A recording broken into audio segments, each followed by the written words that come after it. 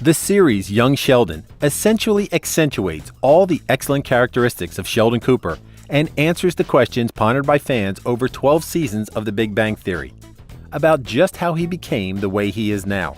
While the show is focused around Sheldon, equal thoughts have been given to other characters to develop their own quirks independent of the titular character, which makes the show as a whole a heartfelt comedy. The fact that much of Sheldon's childhood is yet to be explored gives the creators of the show freedom to develop the series as it goes and lead to its eventual destiny. The Big Bang Theory has been on a decline, and it's probably a good thing that the series is coming to an end. However, I can't help but feel a bit sad. But fans of the show will have a new show that is both different and in many ways better than its predecessor. Here are some reasons why Young Sheldon is better than The Big Bang Theory. But before we head off to Texas, take some time to subscribe to our channel and hit that bell icon as well. The best character in The Big Bang Theory, period. Young Sheldon works because they took the best character from The Big Bang Theory with all his peculiarity and eccentricity and finally attempt to answer how he became the awkward genius as we know it. While it is true that without Leonard to be annoyed, Koothrappali to be the sacrificial goat, and Howard is the comic, the adult Sheldon in isolation is a super intelligent psychopath, tethering on the edge of becoming a real-life supervillain. However, the moments in this series where Sheldon's best traits and his conscientious nature come through are when his error in social cues and customs are pointed out to him, usually by Penny or Leonard. And unsurprisingly, Penny and Sheldon's relationship are the highlight and heart of the show. Now that brings me to the point of Young Sheldon. The series focuses on his childhood and family, and here too, he fails to understand social norms. However, in the Cooper household, both Missy and Georgie are keen to bring him down, and that leads to many heartfelt moments where he finds out what he got wrong and works tirelessly to right the wrong. His good conscience and moral values can be seen more in his childhood than his adult years, and that's basically the essence of the show, and that's why it's better than the original. The decline of The Big Bang Theory. It's clear to fans who have been following the show since the beginning that the series has lost its zing and its identity, following the arrival of multiple regular female characters changing the entire dynamic of the series. The series was about 4 nerdy scientists and a hot girl, but by the end of the 4th season, the show slowly started turning into a romantic comedy with a little bit of science and physics thrown in.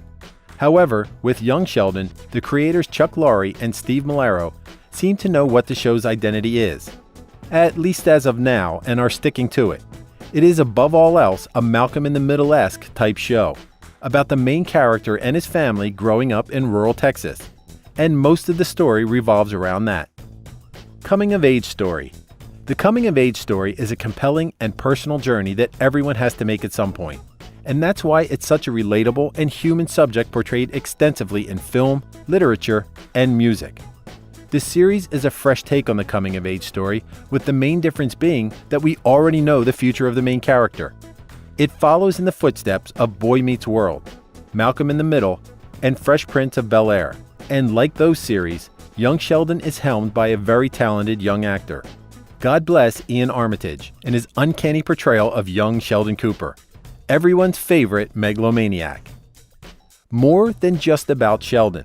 The series is more than just about Sheldon.